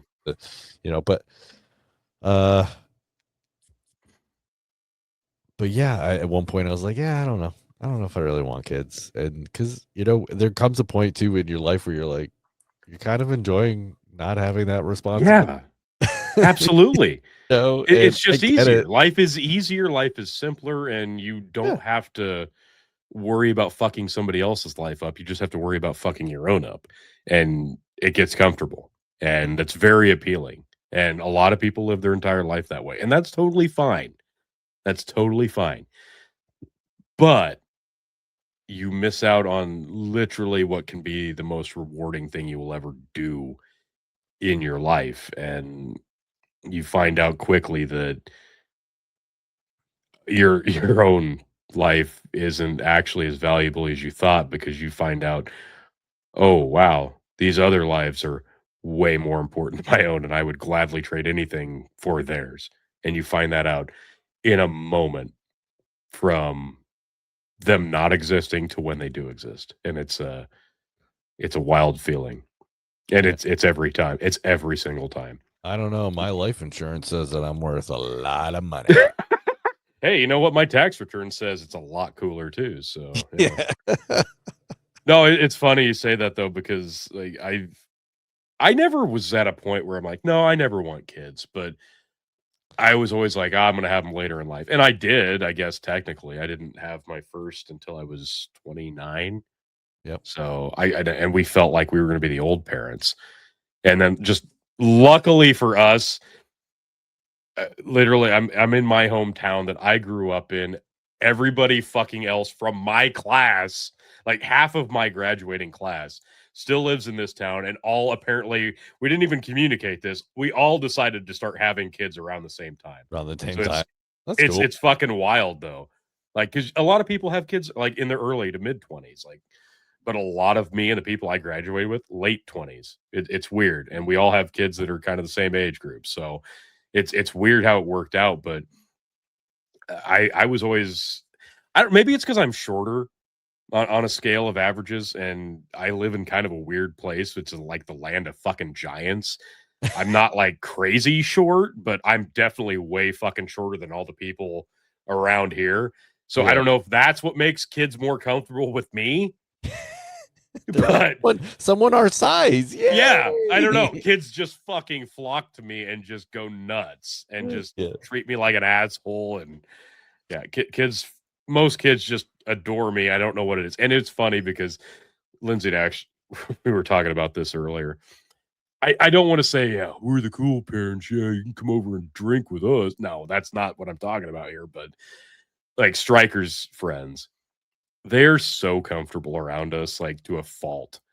It's weird because when they come around here, they definitely open up and are their true selves, as opposed to if they went to the rest of the parents' houses and were hanging out with them at their house, because the F-bombs are just flowing and they don't give a shit. She's literally talking to one of them and saying, "Would you say that around your parents?"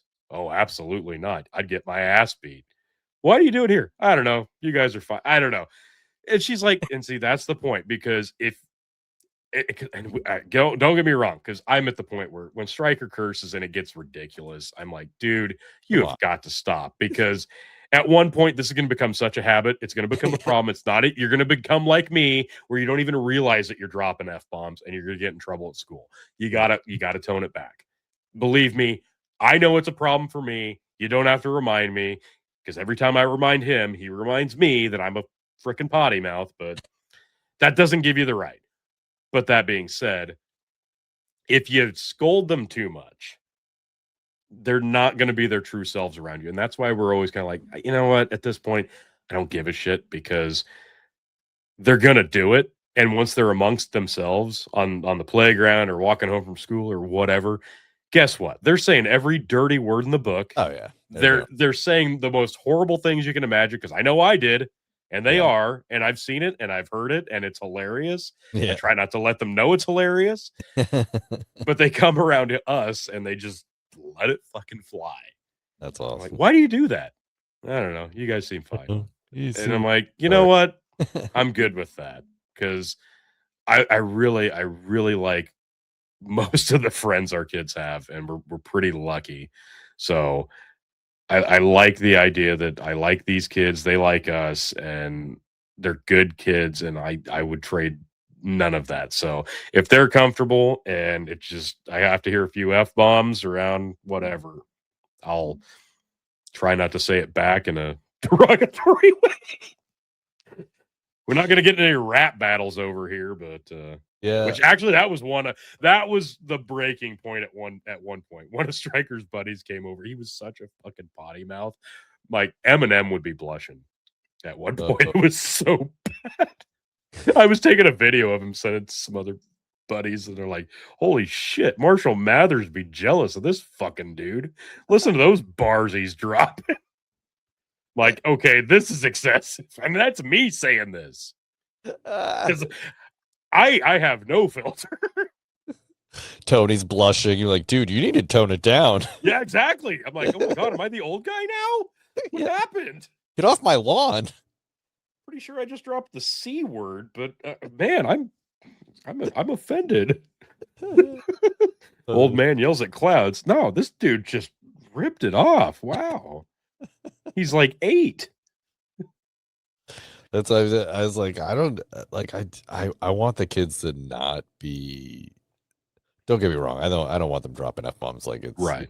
like it's going out of style. But in the same respect, I also don't want them to be blown away when someone says it. So right. that and I think Kevin Baker and I think we did an episode on that. Well, probably 2 years ago, but I think I listened to that one actually. Yeah, Say that. Yeah, language is language, and it is. And obviously there's context to everything, Yes. And someone can say the word bitch and they can call you a bitch, or two different things, and so that's I just try to explain to kids, like, and especially when people don't have any power over you, then it doesn't matter. Like, it doesn't matter what these people are saying. Right. So yeah. I know it's different because everywhere across the country and the world, it's definitely different. Like, language is different for sure. But you hear that when, people call it pop, or they call it soda, or they call it Coke. If you're morons in Texas, whatever. Pepsi's not a fucking Coke. You're an idiot. But I digress.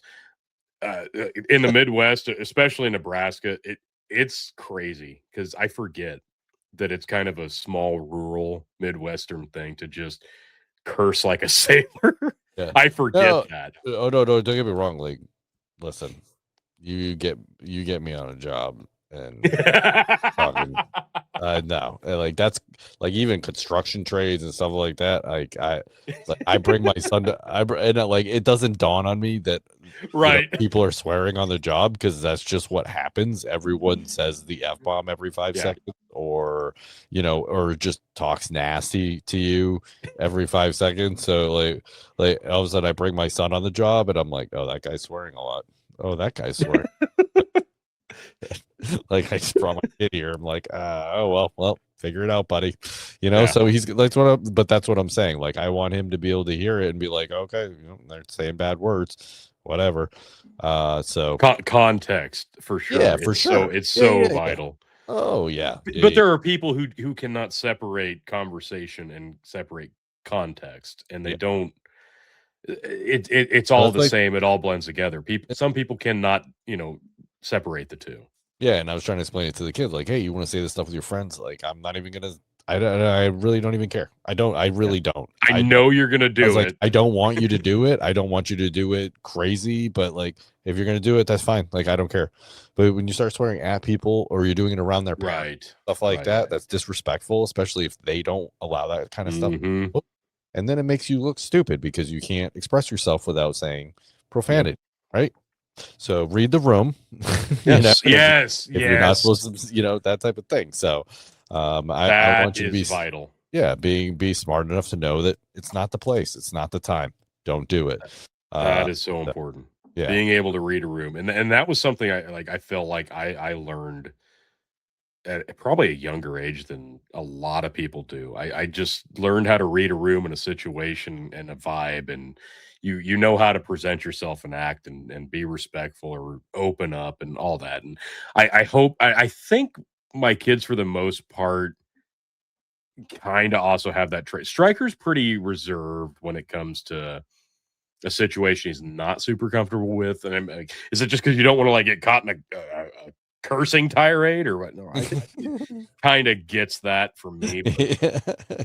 But yeah, it's I think if you're social, like, if you're a naturally social person, if you're naturally affable, naturally just want to talk to people, I think it's you become that way out of practice, right? Out of experience, right? Because you're constantly talking with people and getting there, and so I think it becomes easier to figure out social situations like that when you're constantly put yourself there. If you're constantly putting yourself there.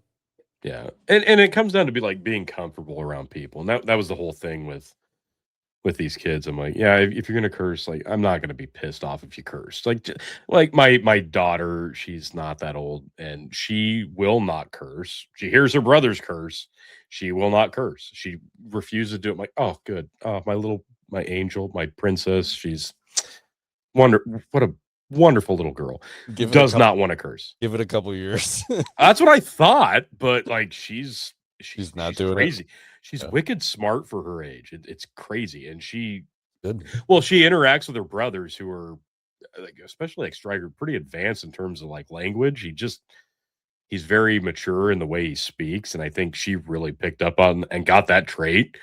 Oh, good. So I feel like she's very advanced in terms of the way she like interacts and speaks. Hates the idea of being offensive and cursing. Like, will not do it. Even if they try to goad her into it, she will not do it.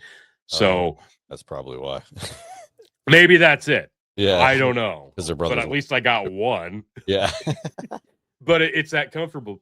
It's being comfortable, and I know how I was as a kid, and I know I said all the dirty shit in the world as a kid at the same age, and then I think back, I'm like, and I hid a lot for my mom, and of course, you know, like Lindsay and I, like we talk about this, like we don't want them to do that because I know where we live. It's rural Nebraska. It's the Midwest, and 20 whatever years ago. 30 whatever, probably getting closer to 30, when we were that age or coming up on that age, there was a lot of opportunity to do bad and naughty stuff, and when we did that, the last people we wanted to talk to were our parents. Of course, we don't want that, and we want them to, when shit hits the fan or a bad situation arises or they think one might be coming and they want to get out, we don't want them to feel like they can't call us or can't reach out to us and get that helping hand. Because if that's the difference maker, like, oh, well, they don't trust us because, we were too hard on them or whatever. That could be the difference between they called us before they got into a bad situation or they called us and we got them out of it. And they're friends, for fuck's sake. Because like I said, I like these kids. And I think that's huge. I think a lot of people who just forget that kids are going to make mistakes. It's a matter of, are they going to think of you in that moment, and how are they going to think of you in that moment? And I know how I would have thought, and it was not, oh my God, I need my parents, or I've got to get out of this. It was, well, let's play it by ear and see how it goes. This will be great. Yeah. I would like to avoid that. Now, granted, kids these days around here, it's a lot different than when I was in high school or middle school or whatever. So, yay, but that doesn't mean it couldn't turn around. Because, like I said, all the kids I graduated with also had kids, so could be coming back. And if it does, and if that happens, like I want my kids to know that, hey, I don't care what the situation is. We don't have to worry about the punishment right now. Let's fix the right here, right now, and we'll worry about the other shit later. That goes for you, your friends, whatever.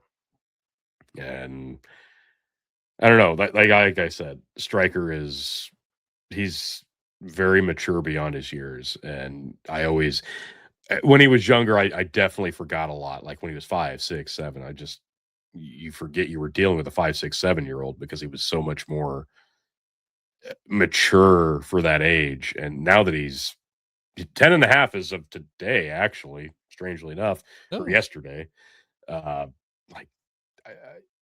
good God, the time flies. We know that. That's stereotypical, but it's true. And even against some of his other friends, it's wild to see that study in contrast and just how much more mature and direct and communicative he is than some of his other friends. And I don't want to lose that because he can be very respectful and very wise.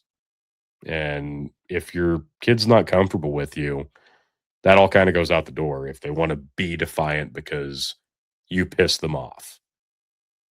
So I try to look at it from that I don't know. perspective. I don't want to avoid that. It's a fine line. It's a tough one. I know. You know what I mean? Like it's like, absolutely. Well, I'm also your parent. is. I'm not your friend, but I also want you Yes. to be safe, type thing. You know? Yeah. So I get that.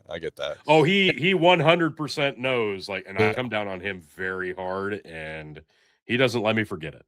Yep. Well, he doesn't, because I definitely hold him to a higher standard, and I don't know if he appreciates that. Probably not, but he will. He will eventually. Someday, maybe. Yeah, for sure. I hope so. Hopefully, if he's as smart as you say he is, then he will.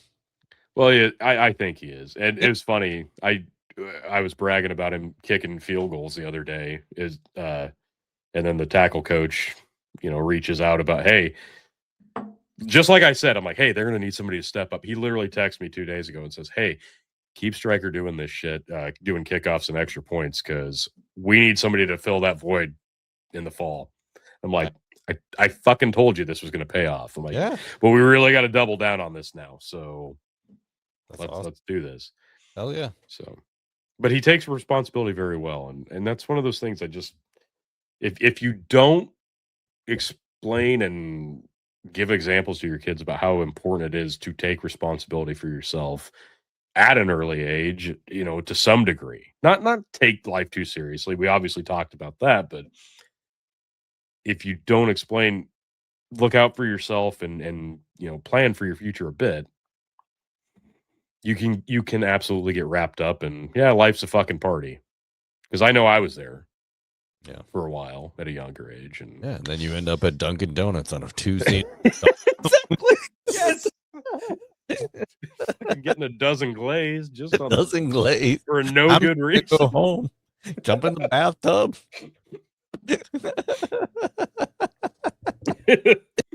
I'm just gonna finish all 12 of these motherfuckers at once.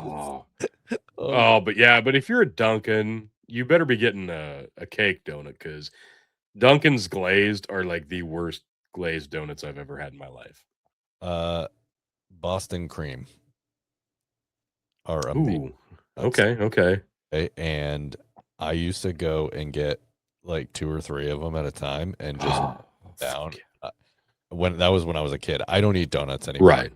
Like once I eat one donut, it will sit in my stomach the entire day. I don't know what it is. I've like my body is like, doesn't even digest. It comes out that way. My digestive system says, no, you fucked yourself already. You had your you had your lifetime lot of donuts when you were 16. That's it. You're done. Like you're done. You don't get any more. Like you like this is gonna turn into one big Boston cream turd. Yeah. No, I can't eat them anymore. I can't. But Boston cream was my jam. I love that stuff. It's for those of you who don't know, it's like a jelly donut, right? But not a jelly donut.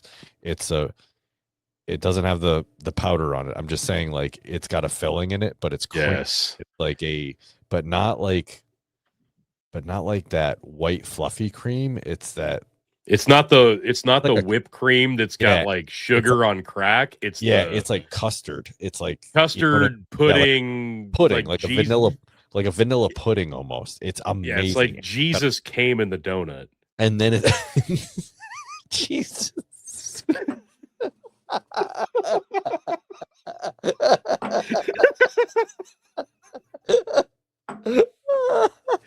I so wish Chris was here for that joke.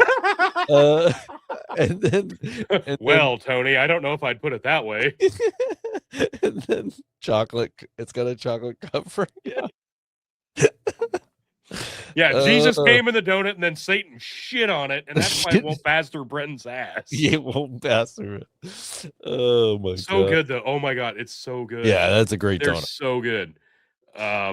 But no, like just the standard glazed at Dunkin', very like dry. Yeah, it's not that great. Yeah, but I do like the cake one was really good too. Yeah, they make very good cake donuts, but yeah, glazed not so much. Krispy Kreme, on the other hand, if you have never experienced eating a standard glazed donut hot off the line when the neon sign goes hot and ready on the Krispy Kreme window, you are missing out on one of the greatest sins of life. It's the most orgasmic experience you can have with food. And I'm telling you, if you know Krispy Kreme, sit outside that thing until the neon sign says hot and fresh. Go in, just get one single glazed donut, eat it, and then you will buy another 12, and you will literally hate yourself the next day. But it's the most incredible thing you can do. Well, Because I've never had a Krispy Kreme. If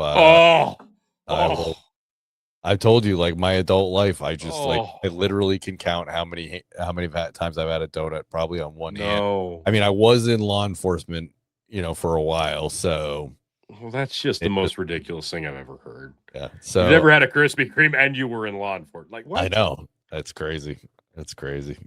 I just remember, like, every now and then I'd be hungry and I didn't bring any food, and we're for muster, and I'm like, I look for carbs and sugar. Yeah, and it's like and it's from yesterday because I saw that. Yeah. Yesterday, it's hard. Fuck, but I'm so hungry. I'm like, fuck it. I'll just. And of course, I instantly regret it. Oh yeah, it's as you're eating it, you're like, I don't even enjoy this. This is not even good. Like, no, it's terrible. It's hard. It's not even sweet anymore. The flavor's gone. If I'm gonna finish every. Got a fingerprint on it because someone picked it up and decided no, they didn't want it. It's terrible. Yeah, I've been there. Who hasn't eaten a fucking trash can corn dog though? Right? Like, it's already got sugar on. It's only got one bite out of it. It's already got ketchup. It's already got ketchup on it. Like, you don't even have to go find the ketchup. Oh my god, we went to Subway the other night, and that's the worst sandwich chain of all fucking time. It just is. And we've had one in town. It's like the one fast food place that we had before we got finally a Runza, which is Nebraska synonymous, but we've had it for 30 years. And this is one of the worst Subways, and that's no joke. I thought Jimmy John's is like the worst sandwich place. Oh no! Well, actually, they're owned by the same company. Subway. Are they really? Oh, yeah, they are. And I actually really like Jimmy John's. I forget which one is it. Jersey Mike's, you said? I forget. One of them you were harping on. It was just awful. It's probably Subway. I was like, maybe it was me. Maybe I was probably like, Subway. Yeah. If I was bitching, it was probably Subway. But we've had it for 30 years. I usually don't go into it because I can have so many other better things on the road. We went in there because it was late, and we all got like sandwiches and just the plain white fucking bread. It was the hardest goddamn bread I've ever had in my life. Like, not like by design. You didn't cook this today. You're a liar. It definitely was not from that day. I took a bite and I went, oh, this is disappointing as fuck. This is why I have not been in here in like 9 months. Yeah. You have to like beat it. You have to beat it down your sandwich. Oh my god, it was horrible. You could choose. Lindsay got like a flatbread, which is like a Euro thing, like pita thing, and it was nice and soft. And she's like, "Oh yeah, mine's really good." I'm like, "Yeah, mine would be great if it wasn't rock fucking hard." I'm like, "Literally, touch this." She like flicked it, and it was like flicking a brick. You hear gong gong. Oh, so miserable. Oh, it's horrible. That's bad. That's bad. But yes, Krispy Kreme, greatest glazed donut of all time. They also make a jelly. They make a Boston cream. They make a whipped cream. A Boston cream. Krispy Kreme is the most sinful, delicious, and worth it thing. Listen, I don't really want to do it, but if I'm there, the light is on. Tony G has instructed. You have to do it. You have to. I had to do it. I will do it. I'm going to tell you right now. Don't buy one. Buy two. You will swallow the first one whole after the first bite, and then you'll have to enjoy the second one. And then if you have to spend the rest of the day on the toilet, that's on you. That's on you. That's on you. But it's totally worth it. I guess we'll find out. Can't wait for that update. Yeah. And it'll be my funeral. Tony, I'll be there. Tony murdered me. Look, I'll be sure to take some of the blame in the eulogy. I'll drive out. I'll show my. Sorry. I told him to have 2 or 3. I didn't tell him to eat the whole store out of donuts. Like, he got a baker's dozen. Okay, I said get 2. Yeah. All right. So Let's just hear. Someone was a little gluttonful here. Okay. you know what? It's on the guy at the counter at this point. Like, he should not have sold him that many. Yeah. It's like a bartender. At some point, you got to say no. He didn't even get a milk with it. Like, fuck. All right, Tony. Let's kill it there. Where can people find? Oh, are we done already? I think, yeah, it's been 2 hours. Oh, God. Yeah. God, yeah, my cough is it's almost done. There you were sick. I've had this cold thing, so I've muted like half of the episode. Yeah.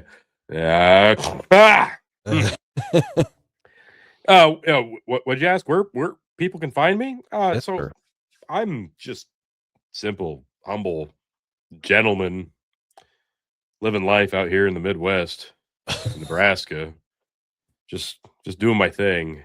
I never done nothing to nobody. Never gave nobody no trouble.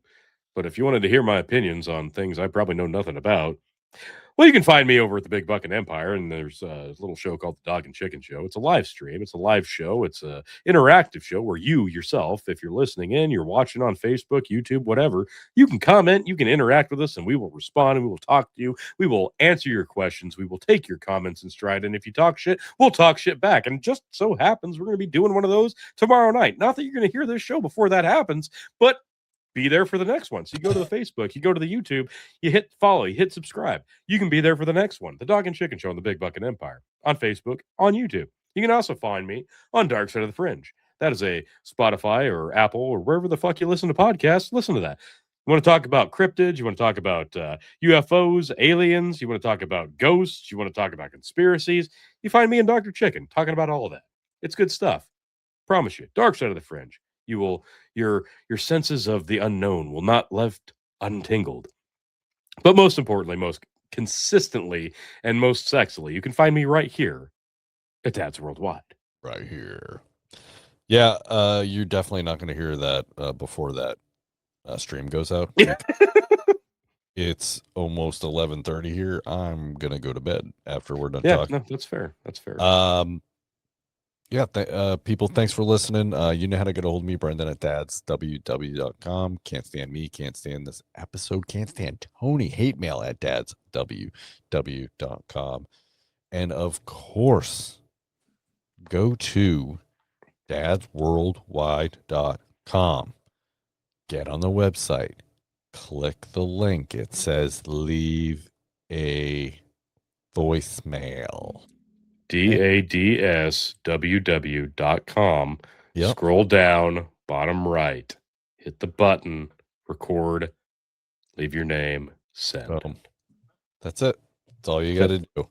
And then, you can just, before you send, you can say, listen, I don't want to give you my name. I don't want you to know fake that name. I'm calling you pieces of shit. Right. That's anonymous. Just push. I want to be anonymous. Understandable.